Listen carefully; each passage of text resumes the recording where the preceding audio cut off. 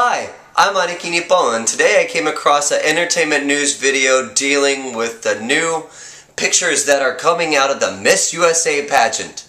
And one of the group's CEOs that spoke on the subject, a link I'm going to provide down below along with all the other things, is the CEO for Concerned Women for America. Now, this is a religious conservative organization that says the Bible should be the absolute authority of morality.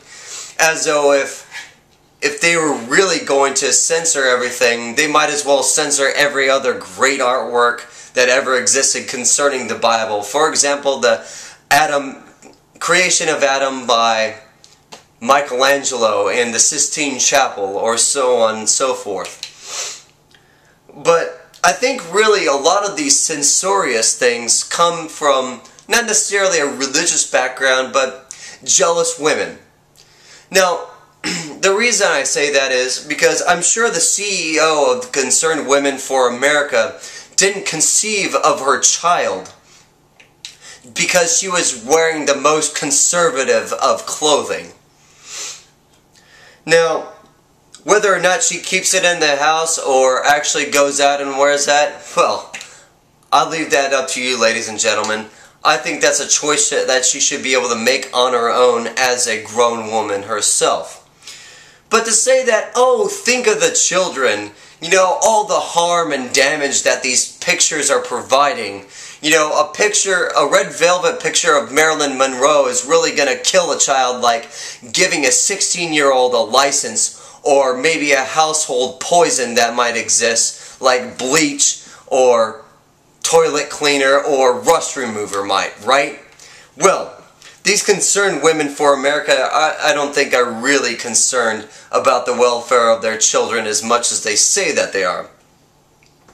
But aside from that point, I'll explain why I think some of the jealousy that gets stemmed from organizations that like to censor others and likes to tell people, more particularly women, what to do with their lives. A perfect example of this, of course, is Tyra Banks did a show one time about how a woman wanted to sell her body for, or I should say her virginity, for over $1 million, and I think she actually sold it to the highest bidder. I don't remember how old the gentleman was or whatever it may be. Of course, one of the bidders went on her show, and you know, he was in his 50s, late 50s.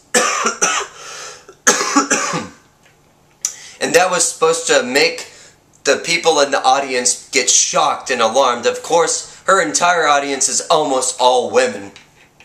And of course, Tyra Banks herself worked very, very hard in the modeling industry to get where she's at. And I think some younger, hotter female that comes along and sells her body for $1 million would be a very easy case to make for female jealousy against another woman. And as for the audience members themselves sharing the concern with Tyra Banks, saying, yeah, you go girl Tyra, you go, you tell her what's right for her. The same women in the audience that are agreeing with Tyra Banks are the same kind of women that they gave their virginity up for probably a drunken guy on a whim, or just because she thought the guy was hot, not really concerned with how well he could take care of her.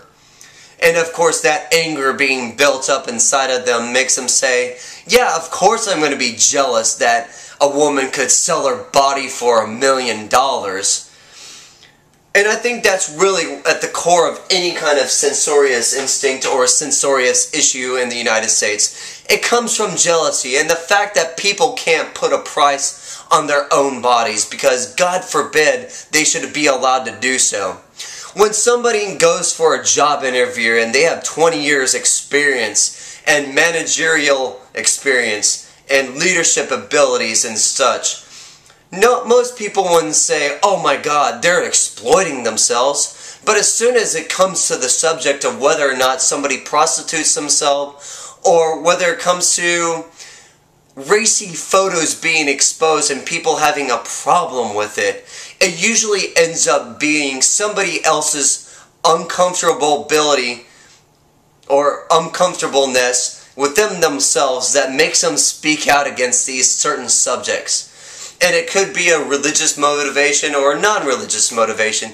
Usually it's not a religious motivation, but it's a sociological motivation saying, I wouldn't want that for my child, and so on and so forth. So, I wish for my viewers to ponder upon these things and comment on them. Please give me a thumbs up if you enjoyed it, and please subscribe. Thank you.